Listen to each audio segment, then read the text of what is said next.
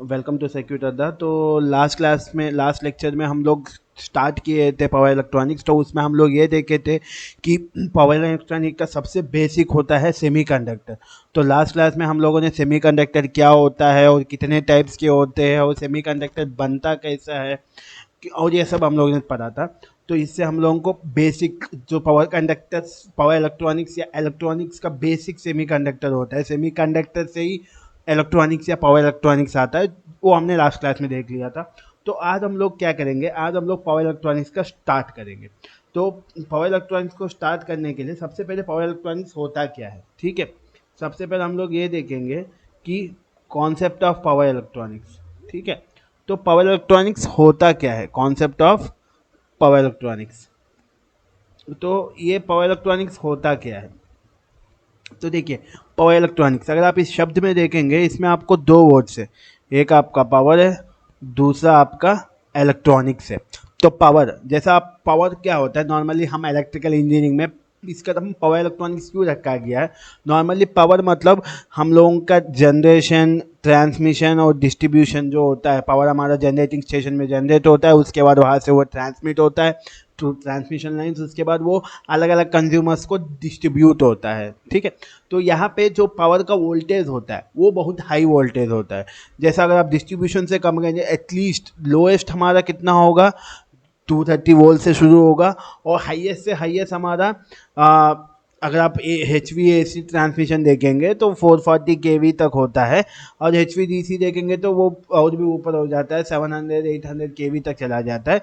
लेकिन अभी के लिए फॉर एग्जांपल हम देखेंगे तो हमारा जो सबसे लोएस्ट होता है इलेक्ट्रिकल में वो 230 वोल्ट्स होता है, और जो सबसे हाईएस्ट वोल्टेज होता है वो हमारा 440 केवी होता है। तो ये हमारा ये जो होता है ये हमारा पावर रेंज होता है, ठीक है।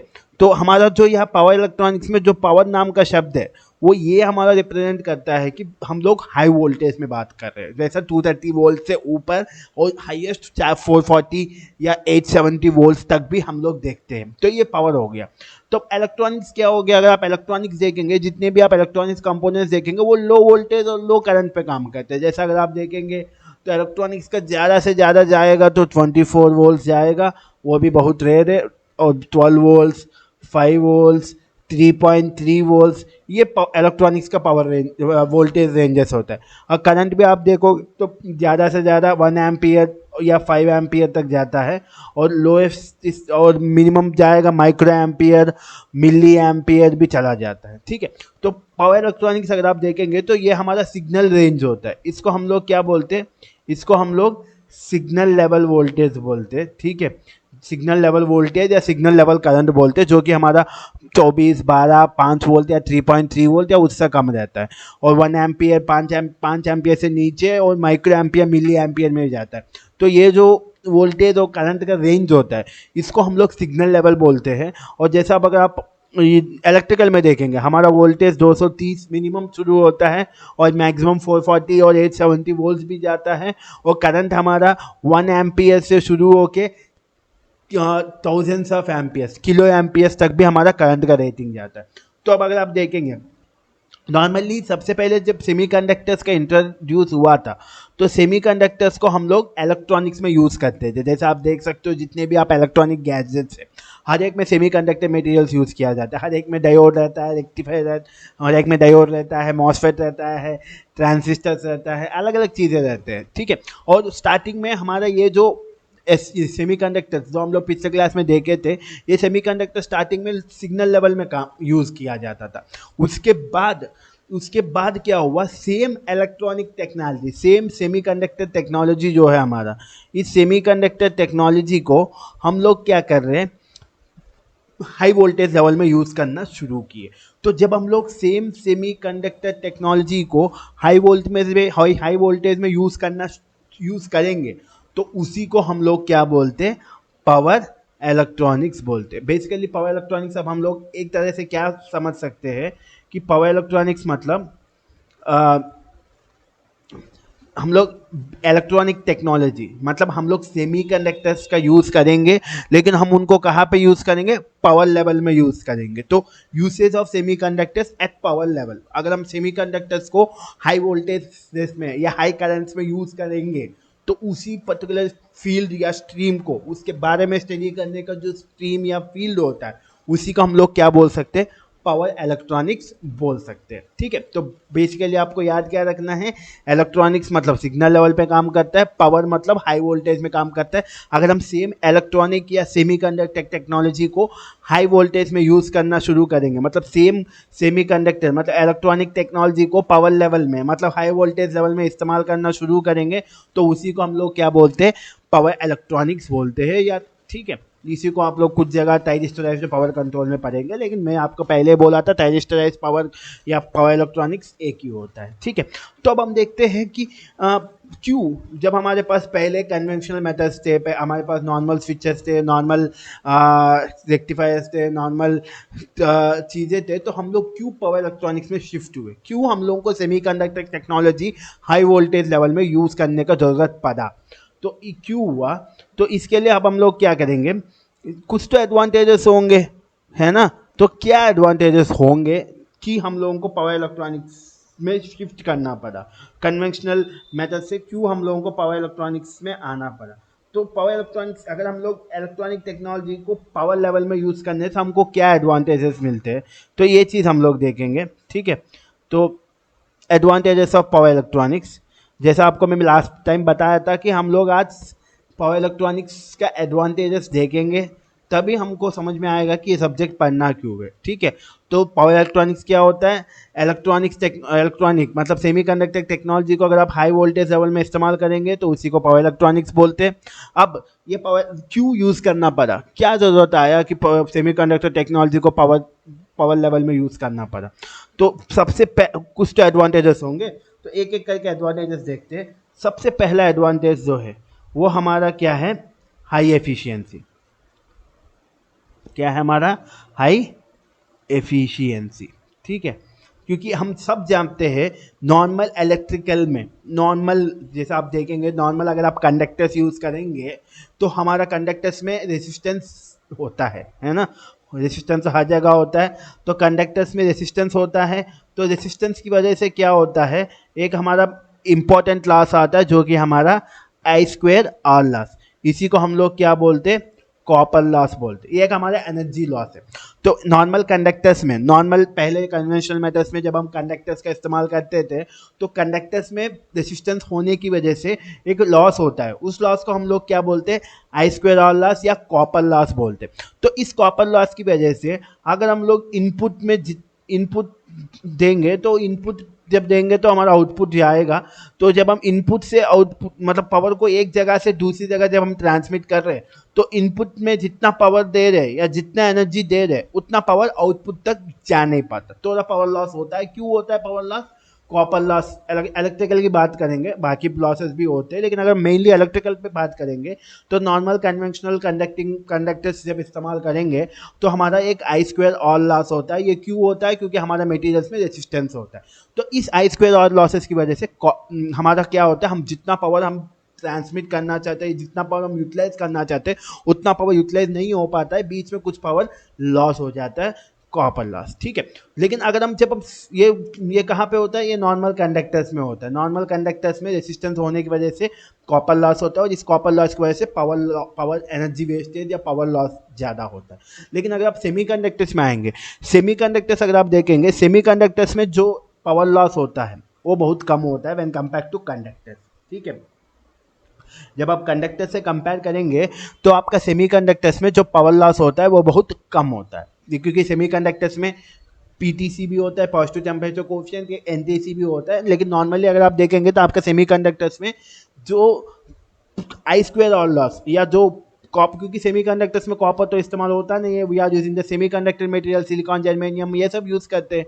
ठीक है, और कॉपर अगर डोपिंग में अगर हम एल्यूमिनियम यूज़ कर रहे हैं तो वो भी हम बहुत कम क्वांटिटी में यूज़ करते हैं, बस डोपिंग करने के लिए। तो सेमीकंडक्टर मटेरियल्स में अगर आप पावर लॉस देखेंगे तो पावर लॉस बहुत कम रहता है।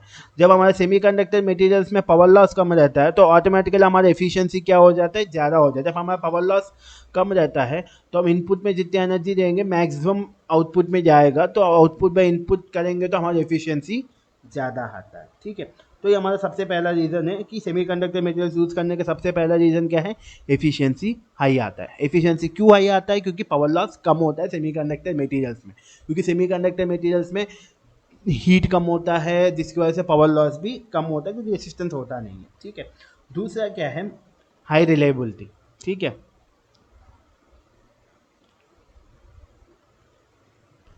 हाई रिलायबिलिटी, जब अगर आप देखेंगे तो आपका सेमीकंडक्टर मटेरियल्स का रिलायबिलिटी ज़्यादा होता है, मतलब ज़्यादा साल चलेंगे when compare to normal conventional conductors, क्योंकि नॉर्मल कन्वेंशनल कंडक्टर्स का लाइफ डिटोरिएट होता है। क्यों कम होता है लाइफ डिटोरिएट, मतलब लाइफ कम होता जाता है।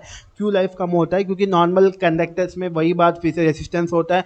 जब कोई भी रेसिस्टेंस मटेरियल में करंट फ्लो करता है तो रेसिस्टेंस की वजह से हीट आता है, और जब कोई भी मटेरियल जब गर्म होता है तो उस मटेरियल का लाइफ धीरे धीरे कम होता है और ये रिलायबल नहीं होते, कभी भी ख़राब हो सकते हैं।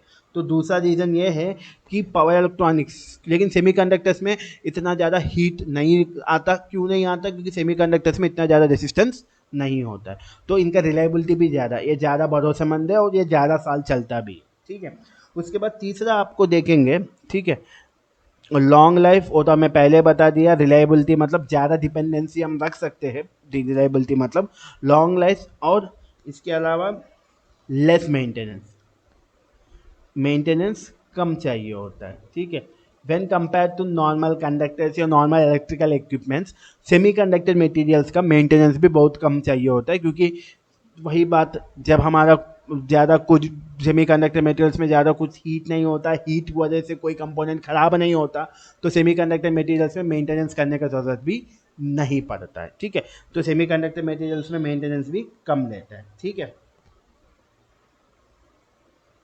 ठीक है, उसके बाद अगला हमारा एडवांटेज क्या होगा, when compare to normal materials, normal electrical materials, अगर आप कोई सेमीकंडक्टर मटेरियल देखेंगे तो उसका साइज़, आप उसका साइज़ देखेंगे तो साइज़ छोटा होगा, और उसका वेट देखेंगे तो वेट उसका कम रहता है। ठीक है, तो जैसा आप अगर आप देख लीजिए कि पहले जो फ़ैन का रेगुलेटर आता था, पहले पुराना जो फ़ैन का रेगुलेटर्स आते थे वो बहुत बड़े बड़े आते थे। ठीक है, बहुत बड़ा सा रेगुलेटर आता था। क्यों आता है, क्योंकि उसमें पीछे एक रेसिस्टिव कॉइल रहता था, और जब आके आप नॉब घुमाएंगे तो ये नॉब क्या करता था, रेसिस्टेंस को थोड़ा थोड़ा कट करता था, तो उसके बाद हमारे रेगुलेटर का स्पीड वेरी होता था।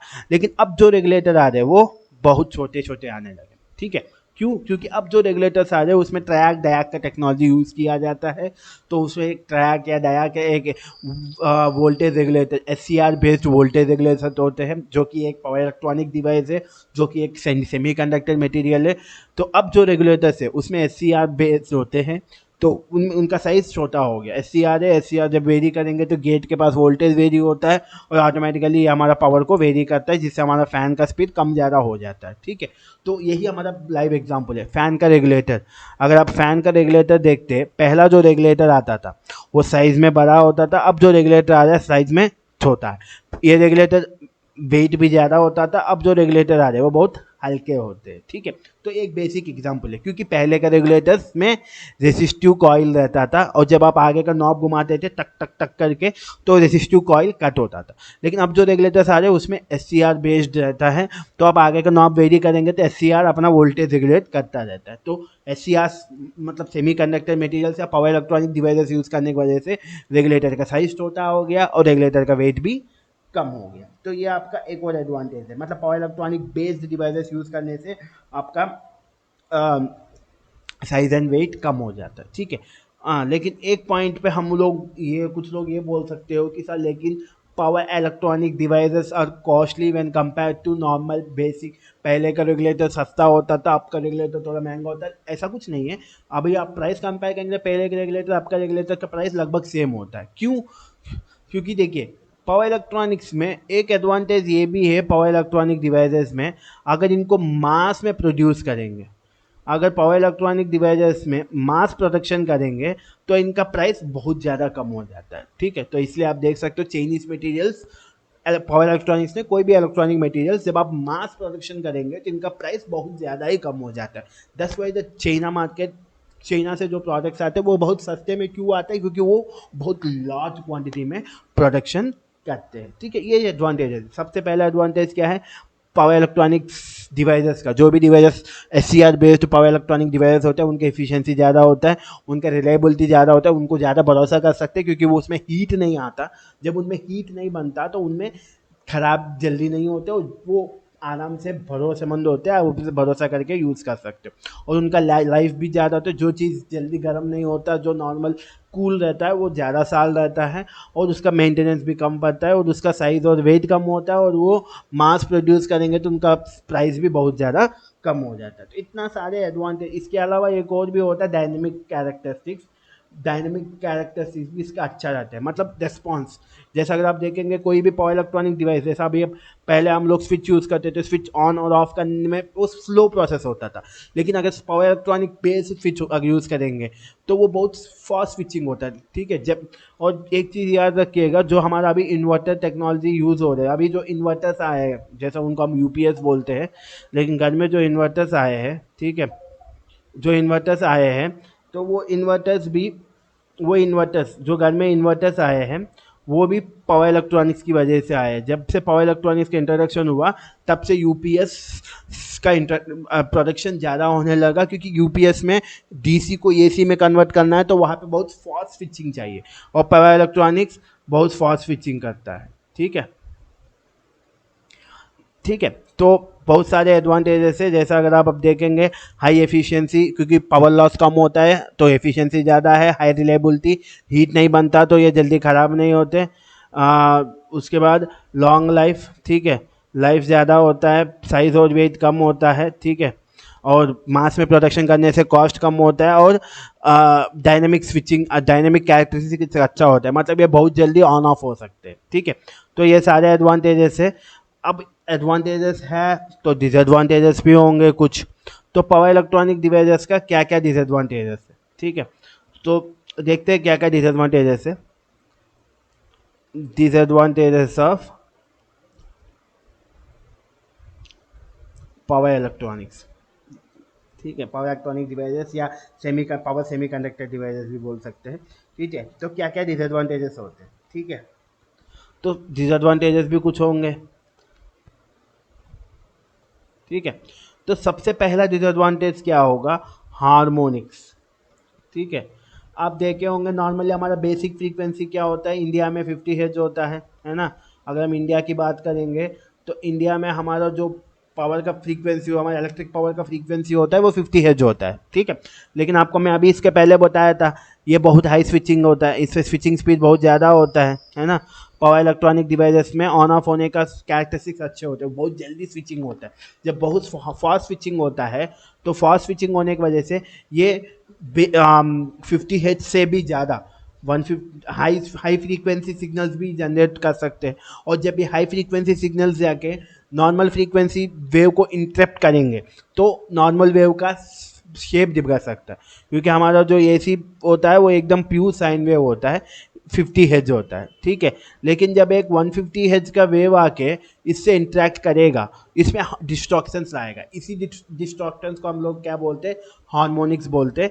तो ये हार्मोनिक्स नहीं आना चाहिए, क्योंकि हार्मोनिक्स आने से हमारा जो एसी सिग्नल है ये डिस्टॉर्ट हो जाता है। डिस्टॉर्ट मतलब इसका शेप थोड़ा प्योर साइन वेव नहीं रहता, ये थोड़ा डिस्टॉर्टेड हो जाता है। डिस्टॉर्टेड क्यों होता है, क्योंकि जब हमारा पावर इलेक्ट्रॉनिक डिवाइस स्विच करता है, बहुत स्पीड से स्विच करता है, ये 50 हेज नहीं, 50 हेज से ज़्यादा फ्रीक्वेंसी वाला सिग्नल जनरेट कर देता है। और जब ये ज़्यादा फ्रीक्वेंसी वाला सिग्नल जाके हमारा बेसिक फ्रीक्वेंसी वाले सिग्नल से मिक्स होता है तो ये क्या होता है, हमारा वेव को प्योर नहीं रहने देता, और इसी को हम लोग क्या बोलते हैं, मतलब ये जो डिस्टॉर्टेड वेव आता है इसमें एक 50 हेज वाला वेव भी होगा और साथ साथ 150 हेज या 250 एच में मिक्स हो जाता है। मतलब बेसिक 50 एच वाला पावर सिग्नल के साथ दूसरा हाई फ्रीक्वेंसी सिग्नल भी मिक्स हो जाएगा और वेव हमारा डिस्टॉर्ट हो जाता है। ये क्यों होता है, क्योंकि पावर इलेक्ट्रॉनिक डिवाइसेस बहुत फास्ट स्विचिंग करते हैं, ठीक है। उसके बाद, ठीक है, हाँ, उसके बाद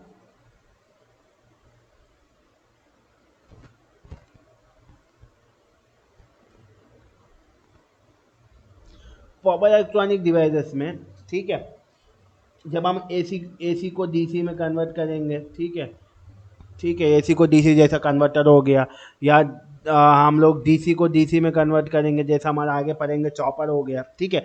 तो ये जब ऑपरेट होता है या अगर ये जब लो फ्रीक्वेंसी में ऑपरेट होता है, जब सॉरी लो पावर फैक्टर में, ठीक है, अगर ये लो पावर फैक्टर में ऑपरेट होता है, ठीक है, तो ये सही से अडॉप्ट नहीं हो पाता, या इनका ऑपरेटिंग पावर इलेक्ट्रॉनिक डिवाइसेस में क्या होता है, वो लो पावर फैक्टर में काम नहीं कर पाते। लो पावर फैक्टर में ये जो, जैसा कि फॉर एग्जांपल मैं आपको बता रहा हूँ, मान लो आप घर पे भी देखे होंगे, जैसा आपका इन्वर्टर क्या करता है, बैटरी से डीसी लेता है और उसको एसी में कन्वर्ट करता है। जब डीसी से एसी में कन्वर्ट होता है, मान लो आपका लोड की साइड पावर फैक्टर बहुत कम है, तो ये जो एसी वेव जनरेट करेगा वो इतना प्योर नहीं रहेगा, जिससे हमारा बाकी डिवाइसेस में इफेक्ट होता है। तो नॉर्मली कन्वर्टर से जब आप semi power electronic based devices का इस्तेमाल करेंगे, तो आपको ये ध्यान रखना पड़ेगा, आपको पावर फैक्टर 0.8 से या थोड़ा ज़्यादा ही मेंटेन करना पड़ेगा, क्योंकि लो पावर फैक्टर में ये डिवाइसेस सही से काम नहीं कर पाएंगे, ठीक है। और एक और प्रॉब्लम क्या है, ठीक है, एक और प्रॉब्लम क्या है पावर इलेक्ट्रॉनिक डिवाइसेस में, तीसरा प्रॉब्लम क्या है कि ये लो ओवरलोड कैपेसिटी है, मतलब ये ओवरलोड ज़्यादा झेल नहीं पाते। जैसा आप देखोगे, जैसे घर के तार है, नॉर्मल कंडक्टर है, कंडक्टर मान लो अगर 2-3 मिनट के लिए भी उसमें जितना उसका रेटेड करंट है उससे ज़्यादा करंट अगर फ्लो करेगा तो वो झेल लेगा। लेकिन पावर इलेक्ट्रॉनिक डिवाइसेस जो सेमी कंडक्टर डिवाइसेस होते हैं, उसमें अगर उनका रेटिंग मान लो 10 एम्पियर या मान लो 50 एम्पियर उसका रेटिंग है, अगर 50 एम्पियर से ज़्यादा करंट, मान लो 51 एम्पियर या 52 एम्पियर थोड़ी टाइम के लिए भी अगर फ्लो करेगा, तो पावर सेमीकंडक्टर डिवाइस खराब हो जाएगा, ठीक है। मतलब ये उसके ओवरलोड, ओवर करंट या ओवर वोल्टेज झेल नहीं पाएंगे और ये जल्दी खराब हो जाएंगे। नॉर्मल कंडक्टर्स थोड़ी टाइम के लिए ओवर करंट या ओवर वोल्टेज झेल पाएंगे, लेकिन सेमीकंडक्टर डिवाइसेस झेल नहीं पाएंगे, ठीक है, ठीक है। तो ये कुछ बेसिक डिसएडवांटेजेस है।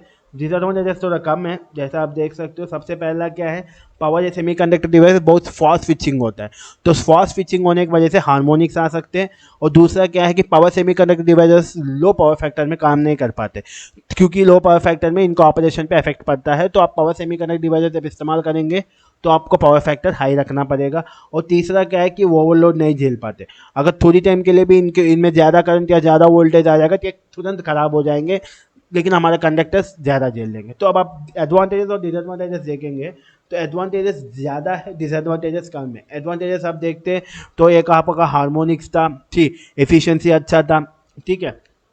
और अगर आप एडवांटेजेस एक एक करके गिनने लगेंगे तो आप देख सकते हैं एडवांटेजेस बहुत ज़्यादा है। जैसा आप देख सकते हो, हाई एफिशिएंसी ज़्यादा आ रहा है, पावर लॉस कम हो रहा है, इसका मतलब हाई रिलायबिलिटी, जल्दी ख़राब नहीं होंगे, लॉन्ग लाइफ ज़्यादा साल चलेंगे, कम मेंटेनेंस चाहिए, साइज़ कम है, वेट कम है, और मास प्रोडक्शन करेंगे तो प्राइस भी कम है। तो एडवांटेजेस अच्छे हैं। अगर आप डिसएडवांटेजेस देखेंगे तो डिसएडवांटेजेस में हार्मोनिक्स कम रहता है, एसी टू डीसी या डी जब कन्वर्जन करेंगे तो पावर फैक्टर अच्छा होना चाहिए। और अ, तीसरा क्या है कि ये ओवर करंट या ओवरलोड झेल नहीं पाएंगे। ये आपके डिसएडवांटेजेस, ठीक है। तो ये हमारे पावर इलेक्ट्रॉनिक डिवाइसेस का एडवांटेजेस और डिसएडवांटेजेस है। अब हम देखते हैं, जब हम एडवांटेजेस और डिसएडवांटेजेस देख ही लिए, तब हम लोग एप्लीकेशंस देखते हैं, पावर इलेक्ट्रॉनिक डिवाइसेस कहाँ कहाँ यूज़ किया जा सकता है। एप्लीकेशंस भी देख लेते हैं, क्योंकि अब आपको समझ में आ गया है कि एडवांटेजेस ज़्यादा है तो इनका इस्तेमाल भी ज़्यादा जगह किया जा सकता है। तो क्या क्या एप्लीकेशंस है, कहाँ कहाँ पे इनको यूज़ किया जाता है।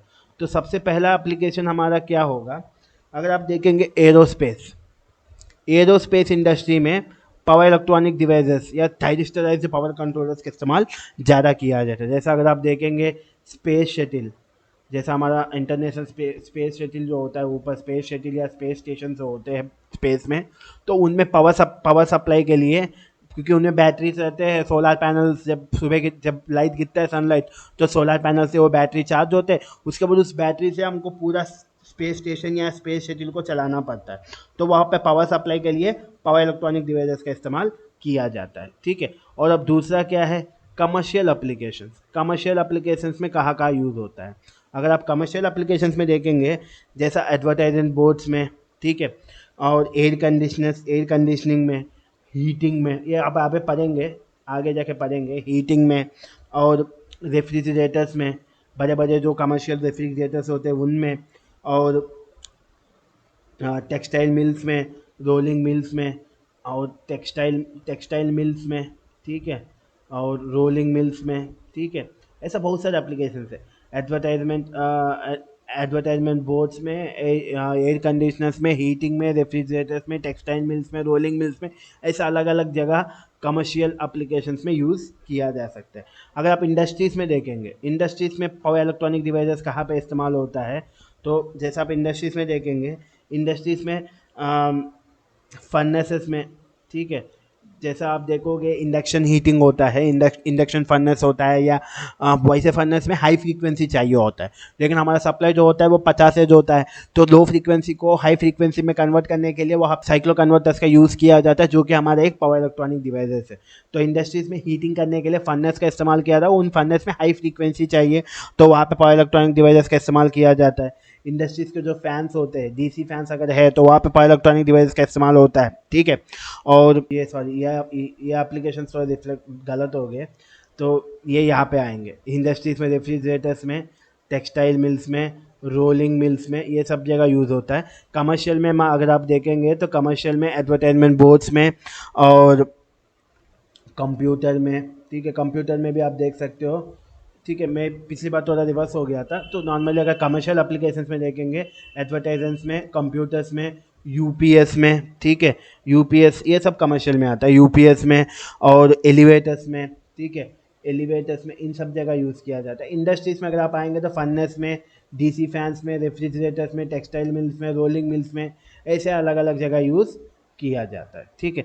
इसके अलावा आप रेजिडेंशियल में आ जाएंगे, घरों में कहाँ इस्तेमाल किया जाता है। घरों में अगर आप देखेंगे, रेजिडेंशियल में घरों में कहाँ का इस्तेमाल किया जाता है, अगर आप घरों में देखेंगे, फिर से घरों में भी एसी का इस्तेमाल होता है, एसी में, कुकिंग में, जैसे आपका इंडक्शन स्टोव होता है, induction cooker, induction base cooker, उसमें इंडक्शन बेस में यूज़ होता है, ठीक है। उसके बाद आप अगर देखेंगे, घर में जो पर्सनल कंप्यूटर होता है उसमें यूज़ होता है। और अगर आप देखेंगे, वैक्यूम क्लीनर, जो घर में आजकल वैक्यूम क्लीनर्स होते हैं, वैक्यूम क्लीनर्स में यूज़ होता है। और अब वॉशिंग मशीन्स में यूज़ होता है, ठीक है, वॉशिंग मशीन्स में इनका यूज़ किया जाता है। और आपका सीविंग मशीन, सिलाई मशीन, आजकल जो लेटेस्ट सिलाई मशीन आ रहा है इलेक्ट्रॉनिक बेस, उनमें भी यूज़ किया जाता है। ऐसे घरों में भी आप देखेंगे तो अलग अलग आजकल सारे कंपोनेंट्स में आप देख सकते हो सेमीकंडक्टर डिवाइसेस, मतलब पावर इलेक्ट्रॉनिक डिवाइसेस लगे रहते हैं। अब आप देखेंगे टेली कम्युनिकेशन में, ठीक है, टेली कम्युनिकेशन में, टेलीविज़न, टेली कम्युनिकेशन में, अगर आप टेली कम्युनिकेशन में अगर आप देखेंगे तो कहाँ का यूज़ होता है, जैसे बैटरी चार्जर्स, ठीक है, बैटरी चार्जर्स में जैसा आप देख सकते हो, हम बैटरी चार्जर्स में, या नॉर्मली आप देख सकते हो जो टावर्स होते हैं, टावर्स के पास टावर्स या कोई भी टेली कम्युनिकेशन स्टेशन में बैटरीज होते हैं, उन बैटरीज को चार्ज करना होता है, तो जहाँ चार्ज करना होता है वहाँ पे रेक्टिफायर लगेगा, और रेक्टिफायर में बेसिकली क्या होता है, पावर इलेक्ट्रॉनिक डिवाइस आता है। अब अगर आप ट्रांसपोर्टेशन में देखेंगे, ट्रांसपोर्ट इंडस्ट्री में अगर आप देखेंगे, तो ट्रांसपोर्ट इंडस्ट्री में कहाँ यूज़ किया जाता है, फिर से ट्रक वक में जो बैटरी होते हैं, उन बैटरीज को चार्ज करने के लिए यूज़ होता है, जैसे ईवीज में बैटरी चार्जर्स में, और ईवी व्हीकल्स में, ईवी व्हीकल्स में तो जो हमारा कंट्रोलर होता है, जो हमारा ई रिक्शा या ई बाइक का जो व्हील होता है, उस व्हील मोटर होता है, मोटर को रोटेट करने के लिए एक कंट्रोलर रखता है, ठीक है, वो कंट्रोलर भी एक पावर इलेक्ट्रॉनिक बेस्ड कंट्रोलर होता है, ठीक है। और ऐसा अलग अलग ट्रांसपोर्ट में भी आजकल आप देख सकते हो बहुत सारे ईवीस आने लगा, ईवी कार आने लगे, बाइक आने लगे, ई रिक्शा आने लगे, इन सब में कंट्रोलर होता है। उस कंट्रोलर में बेसिकली क्या यूज़ होता है, हम पावर इलेक्ट्रॉनिक डिवाइसेस ही यूज़ होता है, ठीक है। उसके बाद अब अगर आप देखेंगे यूटिलिटी सिस्टम्स, यूटिलिटी सिस्टम्स में भी पावर इलेक्ट्रॉनिक्स का यूज़ किया जाता है, जैसा अगर आप देखेंगे HVDC ट्रांसमिशन, आजकल HVDC ट्रांसमिशन होने लगा, तो उसमें पहले AC जनरेट होता है, उस AC को स्टेप अप करेंगे, स्टेप अप करने के बाद उसको DC में कन्वर्ट करके ट्रांसमिट करेंगे, उसके बाद फिर से रिसीविंग साइड उसको फिर से AC में कन्वर्ट करके स्टेप डाउन करेंगे, तो AC को DC में कन्वर्ट करने के लिए फिर से रिसीविंग साइड DC को AC में कन्वर्ट करने के लिए कन्वर्टर्स और रेक्टिफायर्स का यूज़ किया जाता है, जो कि हमारे एक पावर इलेक्ट्रॉनिक डिवाइस है, ठीक है। VAR कॉम्पनसेटर्स, जब आपका पावर फैक्टर कम हो जाता है तो VAR कॉम्पनसेटर्स का यूज़ किया जाता है, वो भी एक पावर इलेक्ट्रॉनिक डिवाइसेस होते हैं, ठीक है। और अलग अलग जगह और भी बहुत सारी जगह, रेलवे ट्रैक्शंस में, रेल आजकल जो रेल ट्रैक्शन होते हैं, जैसा आप इंडियन रेलवेज में भी पावर इलेक्ट्रॉनिक्स का डिवाइसेस यूज़ किया जाता है। ये सब आपके एप्लीकेशन है अलग अलग कम, जैसा अगर आप एरोस्पेस में देखेंगे, स्पेस शटल्स में, इन सब में पावर सप्लाई करने के लिए पावर इलेक्ट्रॉनिक डिवाइस यूज़ किया जाता है। अगर आप कमर्शियल में देखेंगे तो एडवर्टाइजेंट्स में, कंप्यूटर्स में, यूपीएस में पावर इलेक्ट्रॉनिक्स यूज़ किया जाता है। इंडस्ट्रीज अगर आप देखेंगे तो फर्नेस, पंखा, रेफ्रिजरेटर, टेक्सटाइल्स, रोलिंग मिल्स में। घरों में आप देखेंगे तो AC, washing machine, vacuum cleaner, सिलाई मशीन, सब में पावर इलेक्ट्रॉनिक्स का यूज़ किया जाता है। टेली कम्युनिकेशन में बैटरी चार्ज करने के लिए यूज़ किया जाता है। ट्रांसपोर्टेशन में भी बैटरी चार्ज करने के लिए, और जितने भी ईवीज है उनके कंट्रोलर्स में पावर इलेक्ट्रॉनिक डिवाइस का यूज़ किया जाता है। और यूटिलिटी सिस्टम्स जैसे एचवीडीसी ट्रांसमिशन या रेलवे के ट्रैक्शंस में या बीआर कॉम्पनसेटर्स में पावर इलेक्ट्रॉनिक्स का यूज़ किया जाता है। तो इतने सारे एप्लीकेशंस होते हैं, आजकल हर जगह पावर इलेक्ट्रॉनिक्स का यूज़ किया जा रहा है। तो ये आपका पावर इलेक्ट्रॉनिक्स के एडवांटेजेस, डिसएडवांटेजेस और एप्लीकेशंस है।